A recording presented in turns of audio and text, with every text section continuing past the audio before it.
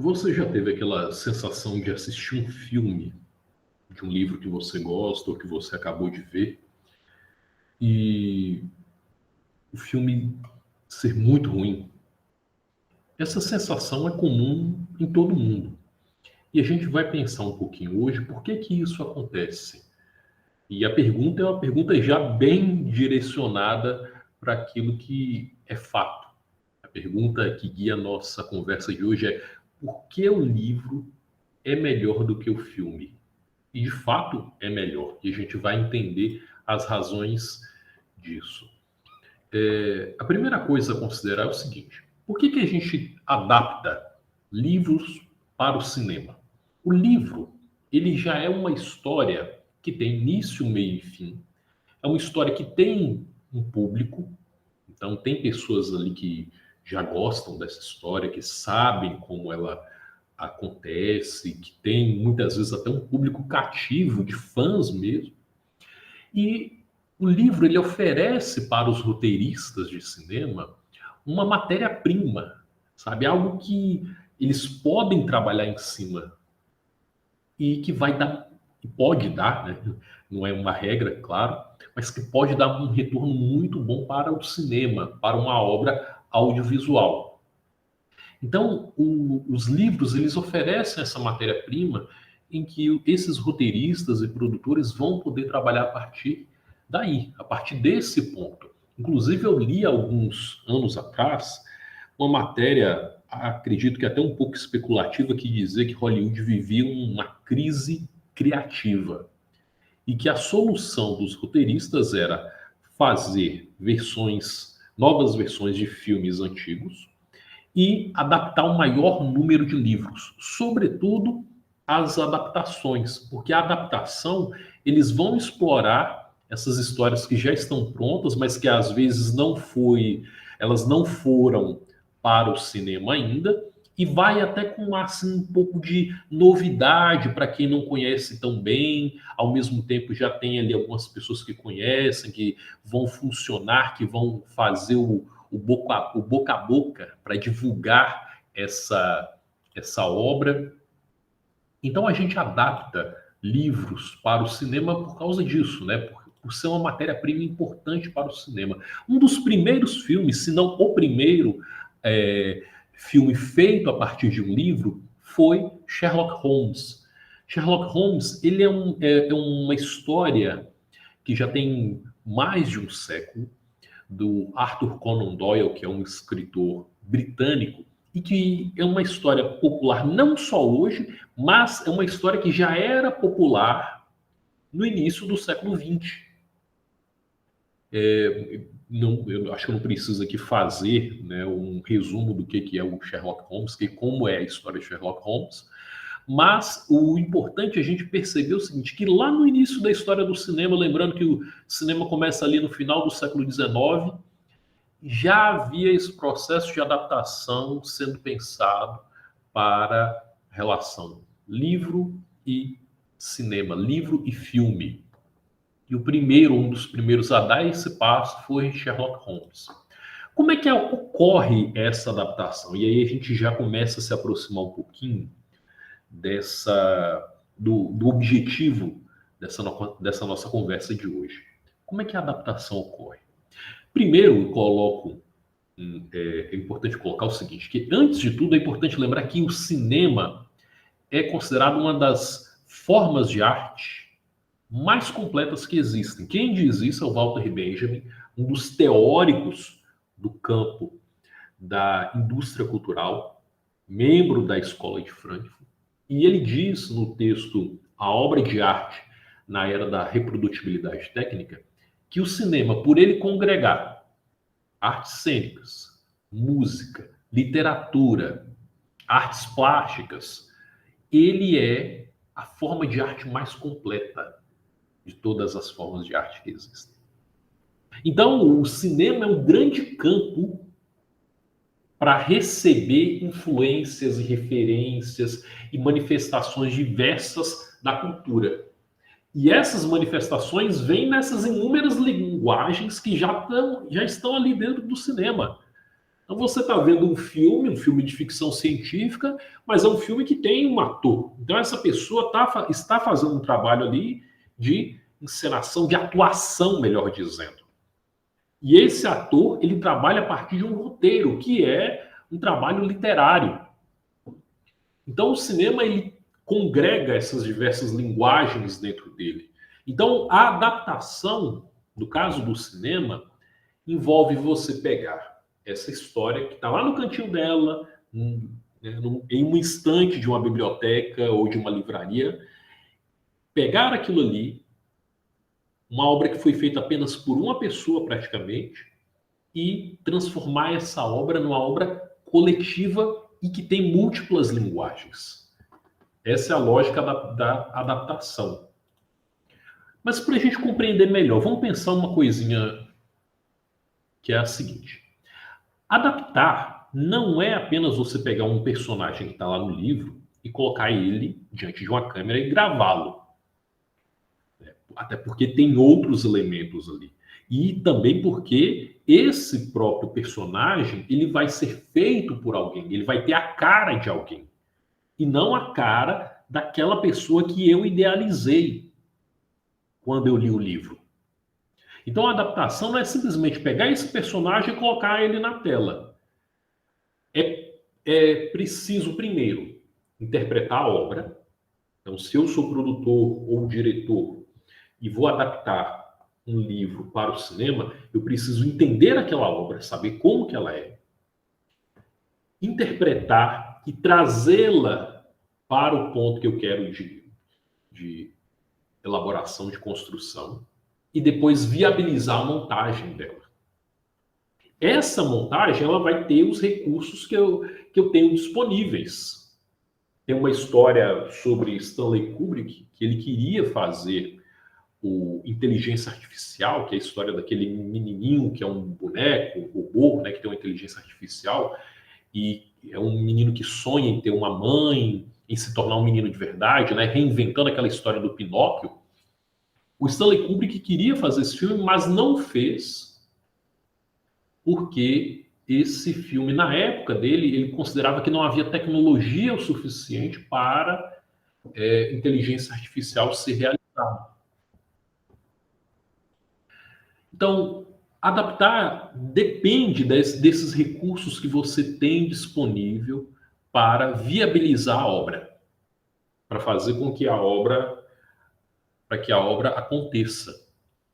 Então é preciso que os diretores, que os produtores mobilizem esses recursos, os cenários, os atores, as atrizes, a estrutura toda de produção, de divulgação, para que a obra, de fato, ela tome corpo, né? ela exista, ela aconteça de fato. Eu vou dar um exemplo a partir de um caso bastante conhecido, que é Harry Potter. Harry Potter é, sem sombra de dúvida, uma das obras literárias mais vendidas do mundo. Foi adaptada para o cinema, para o teatro, tem uma legião de fãs em todos os cantos do mundo. E Harry Potter, antes de ser um filme, ele é um livro que já era popular, assim como o Sherlock Holmes, na Inglaterra, os dois britânicos, por coincidência. Então, os livros de Harry Potter tinham ali os desenhos de como era a escola de magia de Hogwarts, de como era o Harry Potter, alguns objetos mágicos. Isso está ali no livro. O livro original de Harry Potter não é todo ilustrado, mas ele tem algumas imagens que vão dar pistas, né, que vão ajudar até a complementar o olhar que o leitor vai ter sobre os personagens e sobre a obra. Agora, uma outra coisa diferente é quando essa obra sai do livro e vai para o cinema. Porque aí você não está vendo Harry Potter mais. Você está vendo o ator, né, o Daniel Radcliffe, que interpreta Harry Potter no cinema. Então, é uma mudança. A escola, os objetos mágicos, as varinhas, enfim, tudo aquilo que faz parte do universo de Harry Potter, quando eu li o livro, eu concebi a partir da minha imaginação. Quando eu vou ver o filme, é a partir dos recursos que o diretor tinha à disposição e da maneira como ele tecnicamente resolveu criar. E aí isso inclusive pode ser até desestimulante, né? Pode ser ruim, a gente pode ficar insatisfeito como fã, porque não era aquilo que eu imaginava. E o que o cinema vai mostrar é o material que foi criado para essa obra. Eu dou um outro exemplo aqui, que é a partir da seleção do casting. O casting, que é a seleção dos atores que vão fazer parte do elenco, leva em consideração essas características físicas que os atores têm, as atrizes têm, que vão se encaixar ali, né, no personagem, a habilidade também de interpretação. Mas olha só que interessante. Quem serão esses atores e as atrizes depende de quem vai selecioná-los, quem vai ser responsável por determinar quem vai ser o elenco. Então é a concepção dessa pessoa da história. Do mesmo jeito, uma vez que esse ator começa a trabalhar, esse personagem, ele não vai ser mais o personagem do livro, mas vai ser aquele que está ali na tela, diante da tela.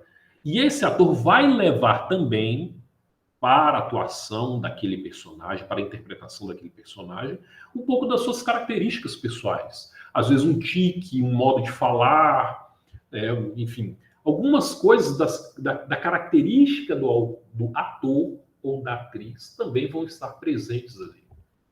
Então, é um cruzamento. E é interessante esse processo de adaptação do livro para o cinema, porque o livro, ele é, sobretudo, uma obra individual. Mesmo que o livro, o autor escreveu, ele passou ali por uma edição, por uma revisão, qualquer coisa assim, mas é, sobretudo, uma obra individual. O cinema, não. O cinema é uma obra coletiva.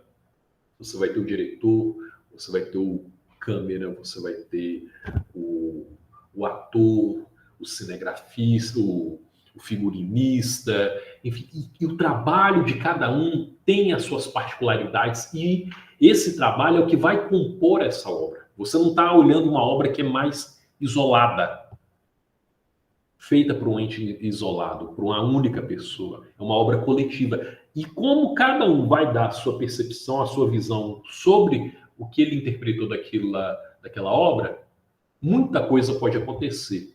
Muitos acertos e muitos erros, inclusive. Quando a gente fala, então, sobre esse processo de levar o livro para o filme, a gente está falando de um conceito chamado tradução intersemiótica. A tradução intersemiótica significa você pegar um sistema de signos que existe num lugar, num ambiente, numa mídia, e levá-lo para outro lugar, para outro campo. Um exemplo que eu dou nesse caso é de um quebra-cabeças. Imagina que você tem um quebra-cabeças A e um quebra-cabeças B. Quando você monta quebra-cabeças A, você tem uma imagem. Quando você monta o quebra-cabeças B, você também tem uma imagem semelhante à do quebra-cabeças A. Só que as peças de um e de outro são diferentes. Elas não encaixam entre si. Você não pode pegar a peça do quebra-cabeças A e encaixar ali no quebra-cabeças B. Para você encaixar, a única forma que você tem que fazer, você deve fazer é recortar ou modificar as peças para que elas se encaixem, juntar o A com o B. Então, a tradução intersemiótica é esse ajuste que é feito de linguagem em um objeto, né, uma história, por exemplo, para que ela saia de um tipo de suporte e vá para outro. Isso é tradução intersemiótica. A tradução intersemiótica vem do campo dos estudos linguísticos. Quem conceituou a tradução intersemiótica foi o Roman Jakobson, que era um linguista russo. Ele foi o primeiro a estabelecer esse conceito e o primeiro também a trazer um instrumental metodológico e teórico para compreensão do que é isso, do que é essa tradução intersemiótica. Mas a ideia fundamental é o seguinte: você tem várias linguagens e os objetos dentro dessas linguagens. Um quadro que o pintor foi lá e fez a obra. Então você pode pegar esse quadro e levá-lo para outros ambientes, para outras formas de linguagem, para a literatura, para o teatro, para a fotografia, enfim. Então há, segundo Jacobson, a possibilidade de um intercâmbio entre as diversas formas de linguagem. O importante é lembrar que quanto mais distante, quanto maior a diferença entre as linguagens, mais esse processo de transposição, de mudança, de transformação, ele é mais intenso, ele é mais incisivo, ele é mais complexo. E o cinema é isso. Eu volto no que eu disse antes. O cinema ele congrega dentro dele diversas linguagens. Cada uma delas compondo aquilo que é o objetivo do filme, que é contar uma história.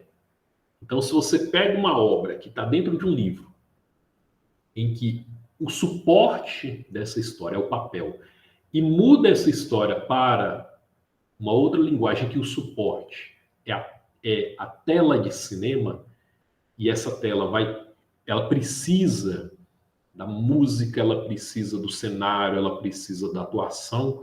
Então é um conjunto muito maior de linguagens que vão passar por essa adaptação. Nesse processo todo, então, é importante a gente considerar algumas coisas. A primeira delas é lembrar que a tradução intersemiótica se trata de ter uma outra obra. O filme não é o livro, ainda que seja oriundo da mesma história. É uma outra obra completamente diferente, com elementos diferentes, daí as expectativas que a gente tem que ter sobre ele tem que ser diferentes. Mesmo que o marketing das produtoras seja voltado para alimentar essa coisa da adaptação feita de um grande livro, de um grande autor, mas não dá para ter o mesmo tipo de expectativa porque a nossa chave de leitura tem que ser outra. Outra coisa também é que o filme ele rompe com a imagem particular que nós temos do livro. Aquela construção que nós fizemos do personagem, dos cenários, dos lugares onde a história acontece. Tudo isso se rompe um pouco. O terceiro ponto a considerar é que o filme ele não incorpora todas as cenas e situações do livro. Dependendo, inclusive, do tamanho do livro, isso é praticamente impossível, ou é impossível. Imagina o próprio Harry Potter que nós falamos aqui, que tem 6 ou 7 livros, é muita coisa. Um outro livro igual A Montanha Mágica, do Thomas Mann, que são 700, 800 páginas, também é um monstro de livro. A dificuldade de fazer, de levar tudo que está ali para a tela, não dá. Mesmo obras que são menores, que estão na casa, vamos colocar aí, de 100, 120, 150 páginas, todos os elementos de fato que estão ali no livro, eles não vão aparecer no filme. Não vão. O filme ele vai fazer um recorte, ele vai pegar aquilo que é fundamental para que a premissa da história seja mostrada ao público. Outro aspecto importante é que no filme são realizados ajustes técnicos. Então é uma roupa, um personagem que vai ficar um pouco diferente porque não teve aquele tipo de tecido, é um local de gravação que não pôde ser utilizado, então vai ser utilizado outro. São detalhes de produção que talvez para a pessoa que vai assistir o filme não é um grande fã da história, não conhece a história, ele não vai perceber isso. Mas para aquele que é mais detalhista, que conhece cada elemento do livro, aí vai fazer alguma falta. Outro ponto é que o filme ele obedece a uma ordem econômica, inclusive diferente da ordem econômica do livro. Não que o livro não tenha uma ordem econômica, porque o livro ele é publicado com a expectativa de que as pessoas possam comprá-lo e possam lê-lo. Mas, no cinema, essa ordem econômica é um pouco diferente, sobretudo quando esse filme ele é produzido por grandes empresas, né, as majors do cinema. Então é uma ordem econômica, inclusive, até mais agressiva.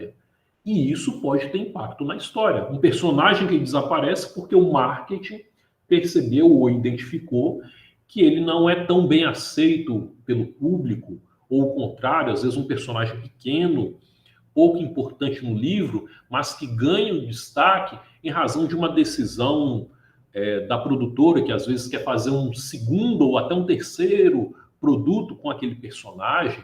Então há uma ordem econômica que vai interferir na execução do filme e que pode contrariar o livro. Inclusive, uma das razões para que os autores busquem no contrato com as produtoras de cinema ter algum controle sobre o filme é justamente para isso. Há autores que pedem, inclusive, para que eles sejam consultores do filme ou assinem o roteiro juntos, para que ele tenha ali um controle até maior sobre a obra, para evitar esse tipo de situação.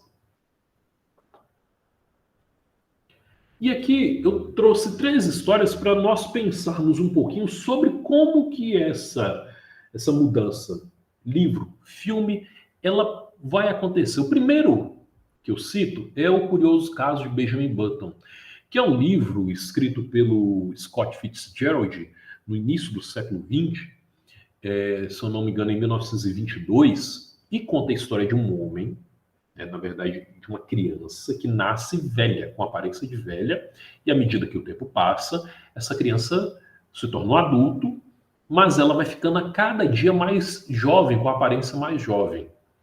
E tem um filme de 2008 em que o Benjamin Button é interpretado pelo Brad Pitt. Essa história é uma história que ela não é uma adaptação, ela é muito mais uma referência ao livro, a história original, do que de fato uma adaptação, porque não é uma adaptação. O autor, ele simplesmente, o diretor do filme, ele aproveita a ideia, a premissa da história e faz um filme completamente diferente do livro. É uma outra coisa. No filme, o Benjamin Button, ele, assim que nasce, os pais abandonam ele num asilo. Isso no filme. No livro, ele cresce junto com os pais. No livro, o Benjamin Button, assim que ele nasce, ele já está conversando, ele já está pedindo comida, ele quer fumar, ele quer beber, como um homem de 60, 70 anos. Isso no livro. No filme, ele nasce como um bebê, com aparência de velho, cresce com essa aparência de velho e vai ficando mais jovem aos poucos, à medida que ele, inclusive, a estatura dele aumenta. Então são diferenças fundamentais que afetam toda a obra, que vão mostrar que não é de fato uma adaptação. É apenas uma referência e a manutenção da premissa da história. Outro exemplo que caminha por aí é o Viagens de Gulliver. Gulliver é uma história também que já teve inúmeras adaptações. Na própria literatura, versão para literatura infantil, infanto-juvenil, para o cinema também, em desenho, musical, tem essa versão mais recente que foi feita para o cinema e que acabou por moldar muito a visão que a gente tem sobre a história das Viagens de Gulliver. Mas as Viagens de Gulliver, ela é interessante porque Gulliver, no livro, ele vai a vários países em que cada um desses países tem moradores distintos. Então tem um que eles são muito pequenos, tem outro que são gigantes, tem outro que eles têm uma aparência de cavalos. Então é muito mais completo do que o filme está mostrando para a gente. E, inclusive, a densidade da história. Viagens de Gulliver, a gente tem uma ideia de que é uma história para criança.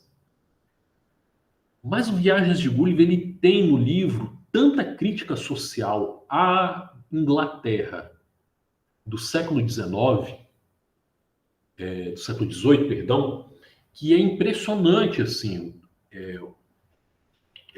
assim me impressiona muito perceber que a gente toma essa história como se fosse uma história, infantil, ou simplesmente uma história infantil. Não é. É uma história escrita ali no século XVIII, se não me engano, 1720 aproximadamente, que tem uma crítica social, inclusive a ideia deles, do Gulliver, e a cada um desses países, é justamente porque em cada lugar ele vai fazer uma crítica de um aspecto da vida no Reino Unido. E o terceiro exemplo é Hamlet, que é uma história de William Shakespeare, também adaptada muitas vezes para o cinema, tem suas versões do teatro. E tem uma versão curiosa, no mínimo curiosa, que é o Rei Leão. O Rei Leão é Hamlet. Porque Hamlet é quem? Hamlet é um príncipe que o pai é assassinado pelo próprio tio de Hamlet. E a história acontece, né? A mãe de Hamlet casa com o tio dele. Hamlet vê o espírito do pai, o fantasma do pai, que conta para ele quem o matou, e ele busca se vingar. E a mesma premissa do Rei Leão, que é um filhote de leão, filho do rei. O rei é morto pelo próprio irmão, ele foge, ele vê o espírito do pai, ele retorna ao reino, se depara com aquela situação em que o reino vive, se vinga do pai e toma o trono.